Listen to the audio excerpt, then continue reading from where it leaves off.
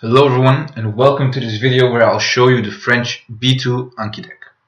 In this video I'll show you three things. First, I'll show you the course content. Second, I'll show you some of the decks of the French B2 Anki deck. And third, I'll show you some brief editing options. So without further ado, let's get started.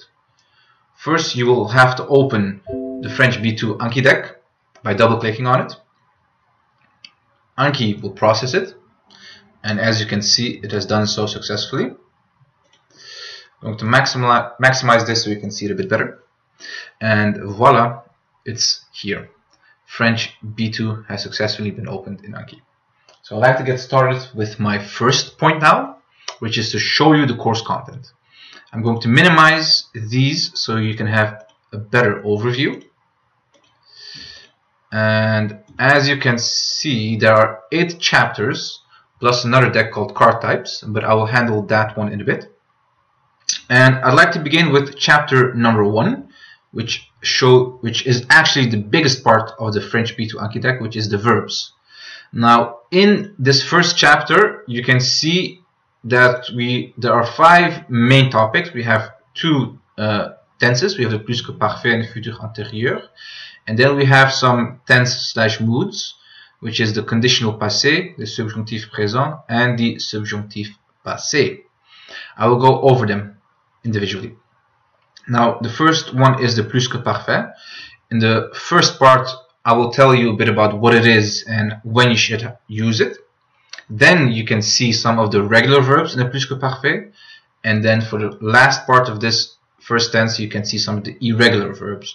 So you can see that you'll have a big and good overview of the plus que parfait. Now we will go to the second one, which is the futur antérieur, and you can see that there is the first small subdeck over here, just how and when do you actually use it. So similar to that one, and also the other ones are built like this. And then we have the regular verbs and the irregular verbs. Then we will move on to the first tense/mood, which is the conditionnel passé. And again, it's the same structure. How and when do you use it? Then we move on to the regular verbs, and then we move on to the irregular verbs. Then we have the second tense/mood, which is the subjonctif présent, a really important one. Again, how and when do you use it? How do you use the regular verbs for the subjonctif présent? And again, we have the irregular verbs. Then we move on to the final tense/mood, which is the subjonctif passé, and we will handle essentially how and when do you use it, the regular verbs and the irregular verbs, as you have seen before. This is really the most important part, I believe, of the French B2 Anki deck. Now moving on, we have chapter 2, pronouns. And again, we have double pronouns. When do you use the double pronouns and what are they? Then we have indefinite pronouns, all, everything, that, tout ce que, tout ce qui. Then we have the reflexive pronouns, where we look at how to express reciprocity. And finally, we have the relative pronouns, where we take a look at, okay, how do you say to whom, which, and what? Chapter 3 is about essentially comparisons with nouns. We have done comparisons with adjectives, with adverbs, but now we take a look at nouns. Chapter 4, we talk about prepositions and conjunctions. And essentially, with this one, and this one, you have to use the subjunctive, which is very important that you notice. And of course, don't, which is used not that often, but I do think it's very important that you notice. And we have malgré, which is used quite often. So it's very important that you notice. So bien que, dont, malgré, and pour que. Then we have chapter 5, which is adjectives and adverbs. And essentially, we take a look at how do you refer to duration, and then we take a look at the proximity of the duration. Did it happen in the last few days, or is it even something that happened a longer time ago? Then we take a look at chapter 6. We have the negations. We have the negations with infinitives. How do you negate infinitives? You will find that out in this one. We have chapter 7, and in chapter 7 we will handle questions and interrogatives. And here you will learn how to ask how come that questions. So something has happened, but you want to know how come this has happened. And finally, we will talk about some idioms and essentially how to talk about events from a past perspective. So you place yourself in the perspective of the past and then you talk about time. Now that's for the overall course content. I'd like to move on to the second point, which is to show you the decks. Now, of course, I can't show you everything, but I'd like to take out 3 decks. I'd like to show you these in particular. As the verbs is such an important deck, I will take 2 decks from this one and I'll take 1 other deck. And without further ado, I'd like to get started with the conditionnel passé, something that you will use maybe not always that often, but I think it's important, especially these 2, for devoir, should have, and pouvoir, could have. Generally, the conditionnel passé is used to talk about regret. Not always, but I do think it's a big part of it in colloquial conversation. And I'd like to show you devoir, should have in French.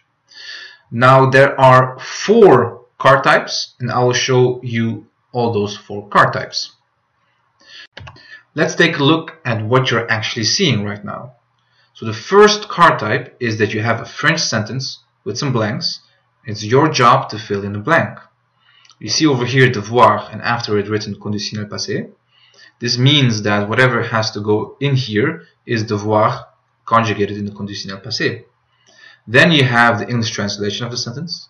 And finally you have a picture so you can create or associate a memory with this. Vous auriez dû le voir. Vous auriez dû le voir. You should have seen it. Now if you take a look over here, you can see that there's a devoir conditionnel passé conjugation table. This is here so you always have something to remind you, okay, how do I actually conjugate this?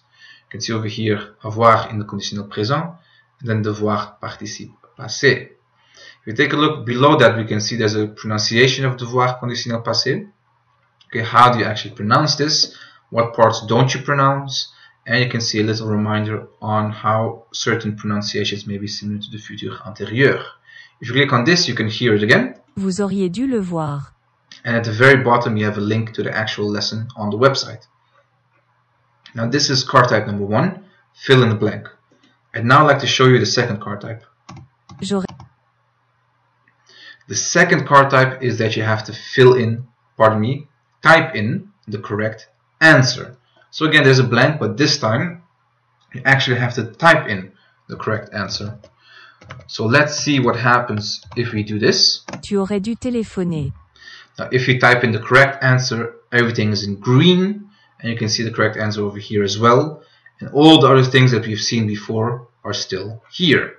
However, what happens if you make a mistake? Let's say we do this. Il aurait dû être acteur.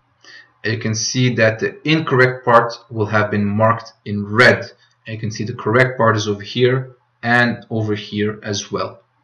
Now that's the example of the second card type where you have to type in the correct answer. I'd now like to show you the third card type, which is this one. You can see that there's a sentence in French. It's your job to know the correct translation in English. Tu aurais dû téléphoner. You should have called.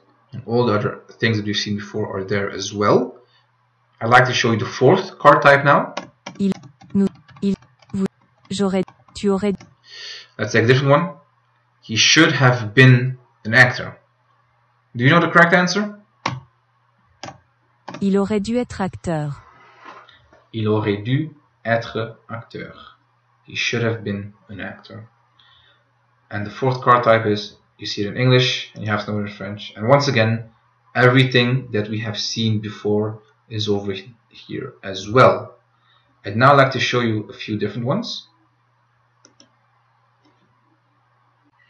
I'd now like to show you another deck, which is the subjunctif présent, something that I think is very important. I like to go to the irregular verbs and go to être. And let's take a look at this deck. It's again the same structure with the 4 card types. Il faut qu'il, and then a blank, and then it has to be subtitled, sous-titré. Il faut qu'il soit sous-titré.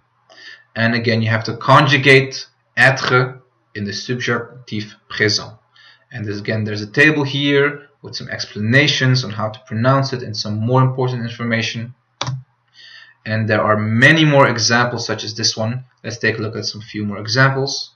Il faut que nous... Do you know it? Il faut que nous soyons courageux. Exactly. Soyons. And as you can see, there is a little part over here with how to pronounce the actual words. Again, another example. Je ne pense pas qu'il...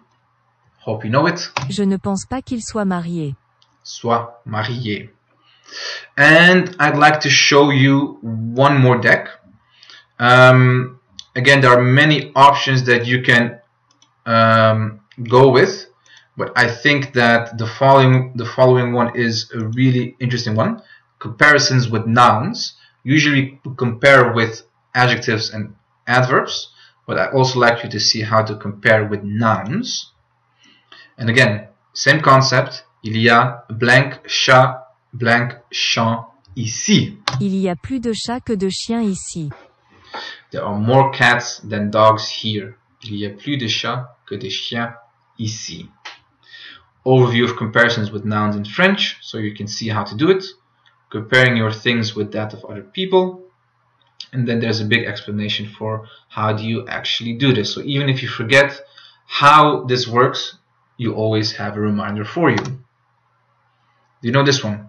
J'ai chaussures vous. J'ai plus de chaussures que vous. J'ai plus de chaussures que vous. I have more shoes than you. And again, there's an explanation part over here as well. Now that was this for the decks. I'd now like to show you the third part, which is the editing options. I'd like to go to Browse, and we're going to explore this deck. We will go to Browse, and you can see that for French B2 there's a deck over here called Card Types. And essentially what we've seen is the normal situation, where you have one sentence and there are 4 card types. The first one you have to fill in the blank, the second one you have to type in the blank, the third one you see something in French you have to know it in English, and the fourth one is the opposite, you have to see it in English, then you know it in French. And now we have a different version over here, which essentially you have only the first 2 options. So you have to conjugate or fill it in, and the second one you have to type in the blank area. Now, how do you know which one is correct and how can you switch?